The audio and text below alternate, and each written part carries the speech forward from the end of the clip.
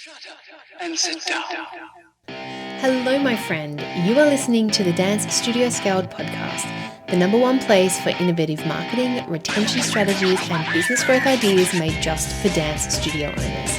Now, this isn't your average business podcast. We're here to shake things up, simplify the hustle, and focus on real, actionable insights.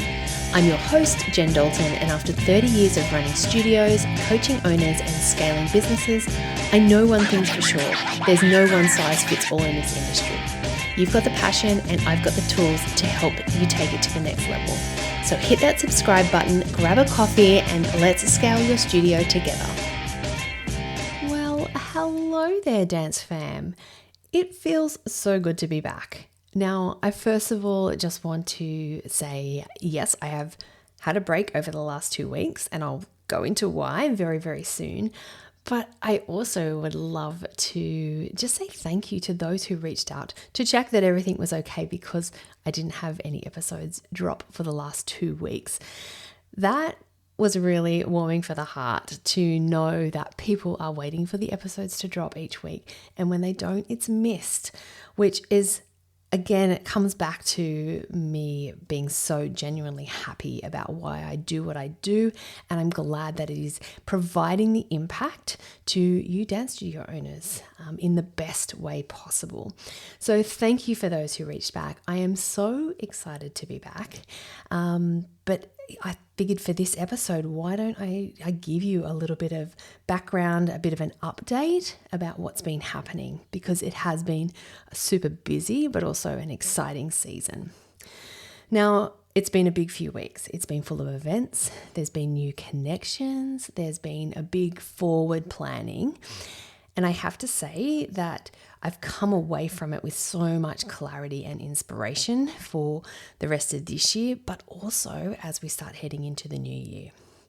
So here's the life and business update that maybe you didn't actually ask for. However, we've just wrapped up the studio timetable workshop. So it was probably, nearly a couple of months ago. From that workshop, we had over 150 studio owners who joined and watched this particular training, and it still blows my mind, because what I love about this workshop is that it's not just about scheduling classes or building out a timetable. It's about getting one of the biggest operational pieces off your plate early, because once that's done, you're suddenly free to then focus on everything else that will actually move your studio forward. Things like your re-enrollments, your retention strategies, and the strategic planning for your new year. Now, as you all know, and I talk about all the time, it's incredible for retention, because when you release your timetable early, your families can start locking in their spots. It also will help secure your teachers so they know what's coming and they can plan ahead. Plus, it builds that stronger sense of commitment for your whole year ahead. And maybe most importantly, it's going to free you up. So you're not spending your December, your January buried in that admin or scrambling to fill the gaps. The idea is that you actually enjoy the break. You can think strategically and focus on the bigger goals for your business and, of course, your life. And that's what I love seeing. It's the studio owners starting to work on the business and not constantly in it.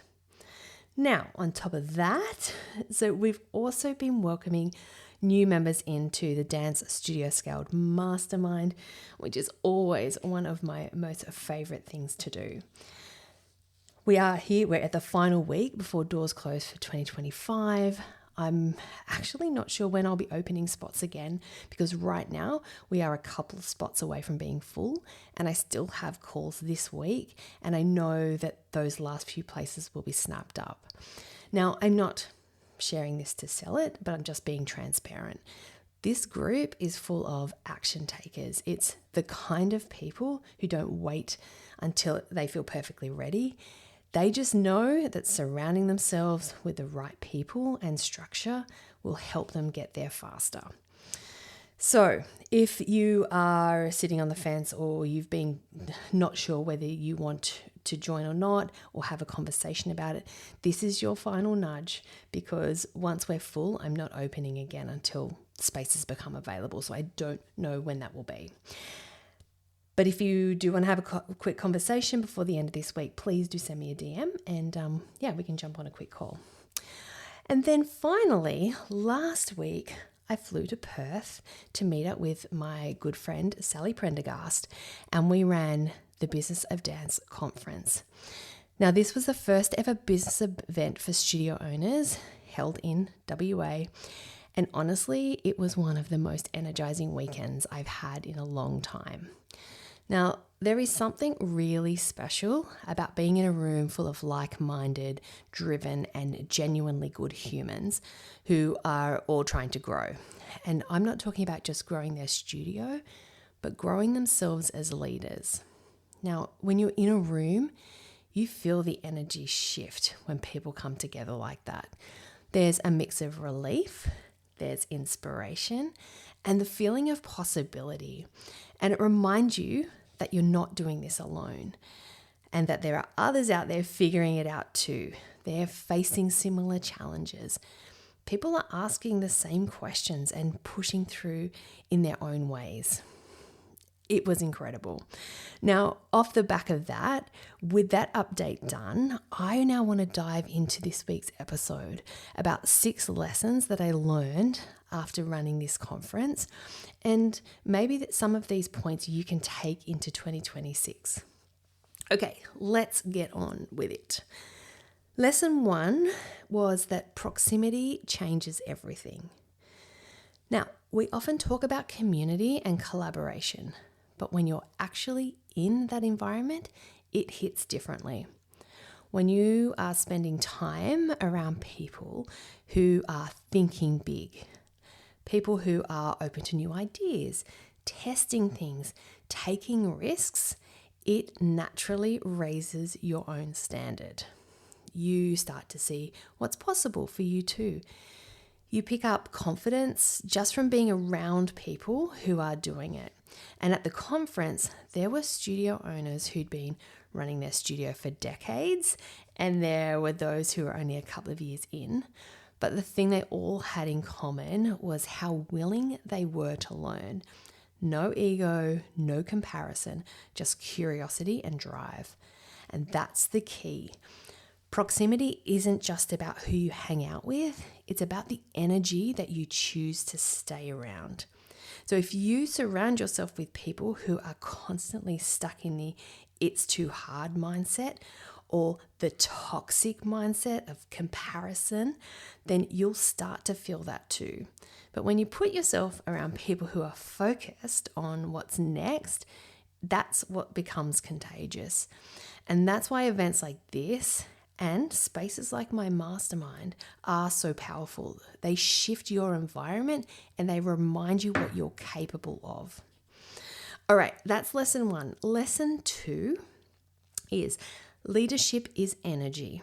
Now, another big takeaway for me was that leadership isn't about how much you do, it's about the energy that you bring to what you do.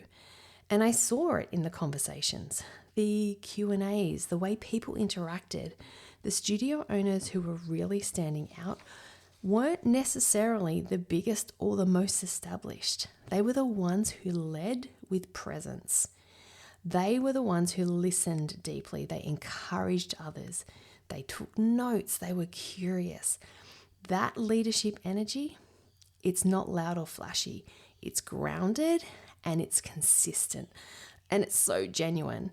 And it reminds me of something that I say, and that's that your studio mirrors you. So if you're chaotic, if you're reactive and drained, then that energy seeps through your teachers, your admin team, your families, and your students. But if you stand up and you lead calmly and intentionally, people feel safe. They follow your energy. Now, this is something that I've worked on for many years, and in all honesty, it's improved over time as I've practiced it, but it's something that I will continue to work on for myself, and I'm taking into 2026. It's protecting my energy as much as I can protect my time, because I know that energy is what fuels everything else. So what I'm doing for other studio owners comes from the energy that I have. All right, lesson number 3, simplicity wins. Now, the next big lesson, and it is something that I harp on about again and again, and you're probably sick of me hearing about it, but it's watching how many studio owners are craving simplicity. The ones who were feeling the most confident about next year were the ones who have stripped things back, or considering or working through how to strip things back. They're focusing on what works, not trying to do everything, not chasing every trend, just refining what brings results. It's something that I talk about a lot. Scale doesn't mean adding more. It often means doing less, but we just do it better. At the conference, we shared some of the strategies that help studios scale sustainably without that chaos. And it's things like systemizing communication, forecasting finances early, and building a team that will share your purpose. But what really landed with people wasn't a fancy new idea. It was just a reminder that clarity beats complexity. So if you're feeling stretched thin, then ask yourself, what would this look like if it was simple? And then that question alone can change the way you plan for next year. Okay, lesson number 4, innovation needs implementation. Okay, sometimes we have to do the things that we don't want to do the things that we have to do. All right, so there were many conversations, a lot around marketing and new things that are happening with the AI search. Sally gave a great presentation on what that looks like for studio owners to stay ahead, and talked about all the new tools becoming available. And I love it, as you know. It really does show that as an industry, we are evolving. But the one thing that really stood out to me is that innovation only matters if you actually implement it. And I met studio owners who had incredible ideas, restructuring programs, raising their prices, community initiatives, new tech systems. But it's about taking the next step, because you can't wait for the perfect time.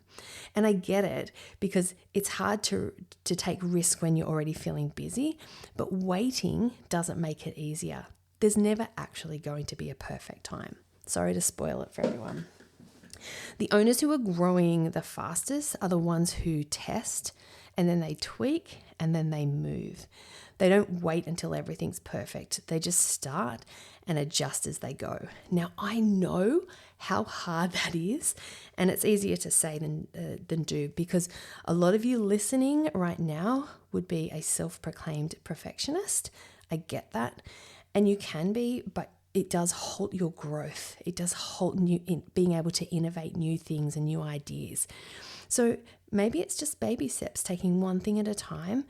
But this is my biggest lesson for you moving into next year is don't wait until it's the perfect time, because there's never going to be the perfect time. So if you've been sitting on that idea, maybe introducing a new program or launching a preschool program yourself, or finally implementing some AI tools into your business, then this is your sign to get started. Even just that one small step can build huge momentum as you move into the next year. Okay, lesson number 5. People first, always. Now, this one came up in a lot of conversations, actually, that I had across the weekend. And that no matter how much we focus on our systems, on marketing, on growth, the core of every studio is still its people. The way you treat your teachers, the way you communicate with your families and show up for your community matters more than anything else.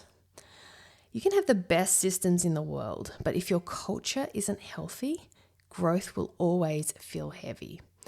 So as you look ahead to next year, ask yourself, How can I make things easier for my team? How can I make communication clearer for families?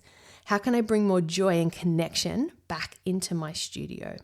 Because at the end of the day, happy teams are connected families, and connected families are what drive retention, referrals, and real success. Okay, finally, lesson number 6, and this is the power of presence. So one of my personal reflections of the conference is how much being present changes the experience. It's easy to go to events and take notes and then come home to the same habits. But this time I really let myself be in the moment. And it reminded me how rare that is for us as studio owners.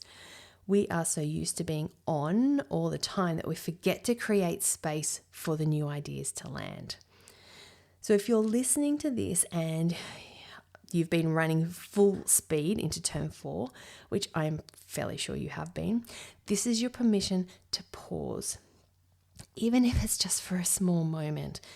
And remember, I know what heading into term 4 looks like for a typical dance studio in the Southern Hemisphere.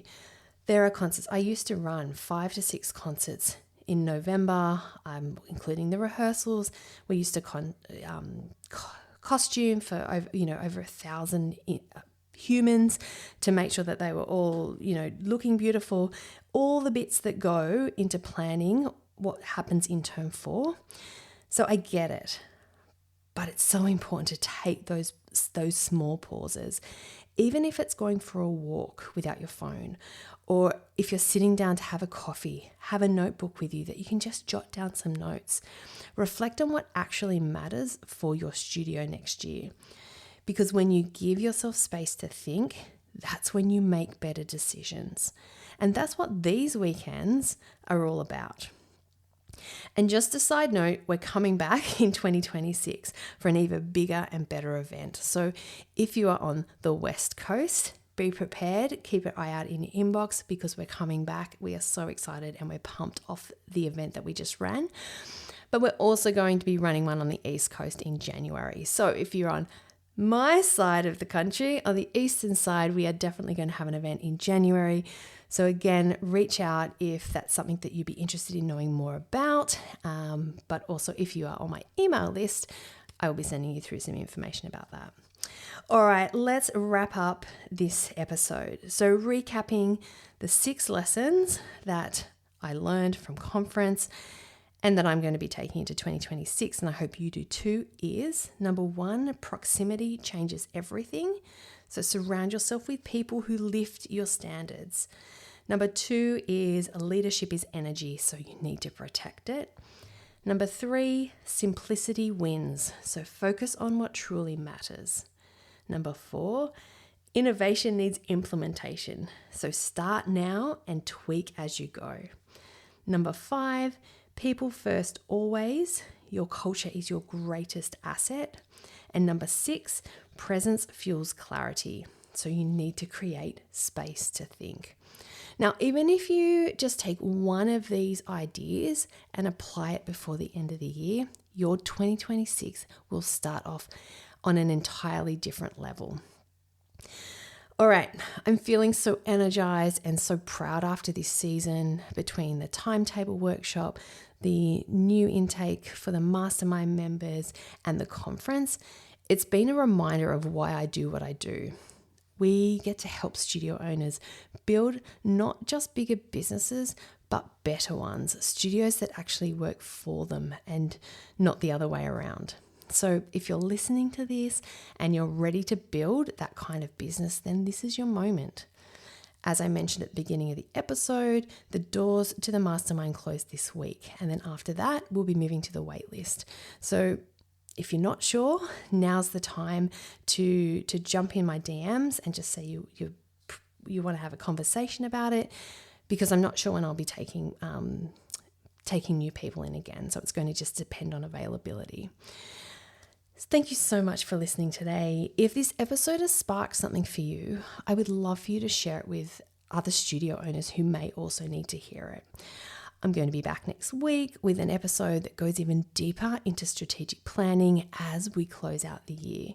But until then, just stay focused, stay curious, and I just encourage you to keep leading with purpose. Thanks for tuning in to the Dance Studio Scaled podcast. Now, if you enjoyed this episode, be sure to hit subscribe, leave a review, and share it with other studio owners who would love it too. And let's keep the conversation going. Follow me on Instagram at Jen Dalton for more tips, insights, and behind-the-scenes moments to help you simplify and scale your studio. Until next time, keep dreaming big and taking action. I'll see you back here soon.